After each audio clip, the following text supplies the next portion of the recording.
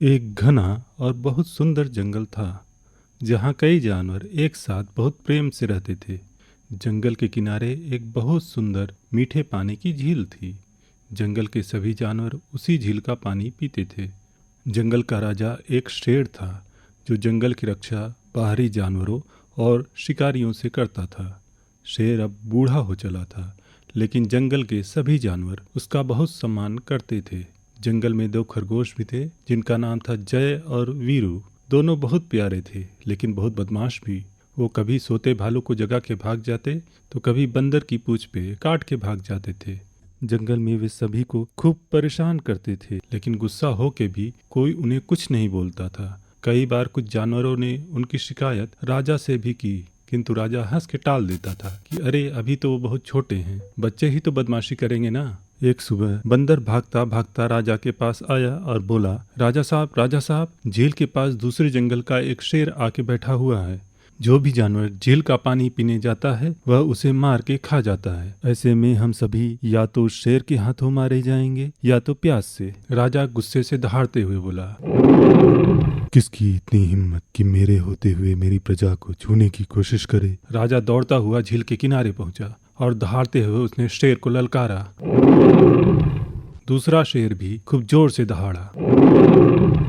वो अभी जवान था और राजा से ज्यादा तंदुरुस्त भी, लेकिन बूढ़ा राजा डरा नहीं। दोनों में भयंकर युद्ध हुआ।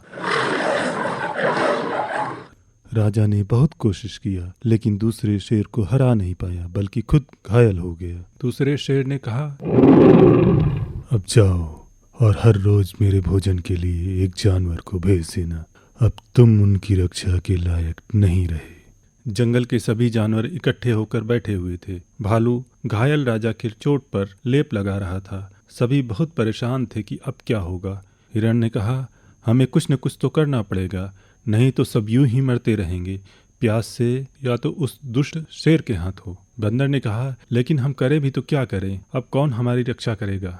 जय और वीरू भी ये बातें सुन रहे थे। वे बोले कि हम कुछ करें। भालू बोला, तुमने हमें पहले ही कम परेशान किया है, जो फिर से करने चले आए।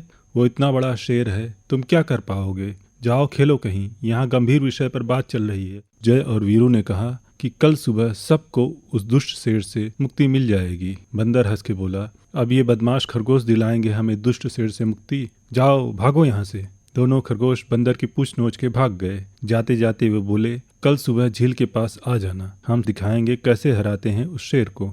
अगली सुबह सब झील के किनारे पहुंच गए। चुपके से दोनों खरगोश जय और वीरू आए और दुष्ट शेर के पूंछ पे काट के भाग गए। दुष्ट शेर दहाड़ते हुए बोला, कौन है जिसकी मौत आई है। दूसरी तरफ से आवाज आई, ए दुष्ट, हम हैं जय और वीरू। आज हम तुम्हें तुम्हारी दुष्टता का दंड देने आए हैं। आज हम तुम्हें छोड़ेंगे नहीं। शेर खूब जोर से हंसा और बोला, तुम्हारा बूढ़ा राजा जब मेरा कुछ नहीं कर पाया तो तुम्हें भेजा है मुझसे लड़ने। तुम दोनों को खाकर तो मेरा पेट भी नहीं भरेगा। जाओ अपने राजा से बोलो किसी और को भेजे, मेरे भोजन का समय हो रहा है। दूर से देख रहे सभी जानवर डर गए। आज जय वीरू की मौत निश्चित है। बंदर बोला, दोनों बदमाश तो हैं, लेकिन आज हमारे लिए शेर से भी लड़ने को तैयार हो गए और हम उन्हें कितना गलत समझते थे। लेकिन जय और वीरू कुछ और ही सोचकर आए थे। दोनों शेर के ऊपर टूट पड़े। जय दाएं तरफ से वार करता तो वीरू बाएं तरफ से। शेर उन्हें पकड़ नहीं पा रहा था, इसलिए और गुस्सा हो रहा था। शेर के शरीर पे कई घाव भी हो गए थे। अचानक शेर ने बहुत तेज छलांग मारी और इस बार दुर्भाग्य से जय उसके कब्जे में आ गया और एक ही बार में बेचारा जय ढेर हो गया। वीरू अब और गुस्से में शेर से लड़ने लगा, किंतु वह भी ज्यादा देर टिक न सका। शेर दोनों को मार के खा गया। जंगल के सभी जानवरों की आंखों में आंसू थे। सभी उनकी बहादुरी की प्रशंसा कर रहे थे, लेकिन सभी बहुत दुखी थे और भयभीत भी थे कि अब क्या होगा।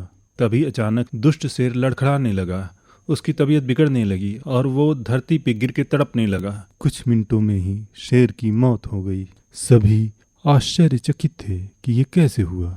तब हिरण ने बोला कि सुबह सुबह मैंने इन दोनों को जंगल के पश्चिम की ओर जाते हुए देखा था, जहाँ ढेर सारी जहरीली घासें और जड़ी बूटियां हैं। जरूर जय और वीरू की योजना यही थी कि शेर तो हमें खा ही जाएगा, लेकिन ढेर सारी जहरीली घास खाने के बाद जब शेर हमें खाएगा तो शेर की भी मौत हो जाएगी। बूढ़े राजा ने कहा, दोनों बहुत बहादुर और बुद्धिमान थे। अपना बलिदान देके उन्होंने पूरे जंगल की रक्षा की है। सभी जानवर जय और वीरू की याद में सर झुकाए खड़े थे।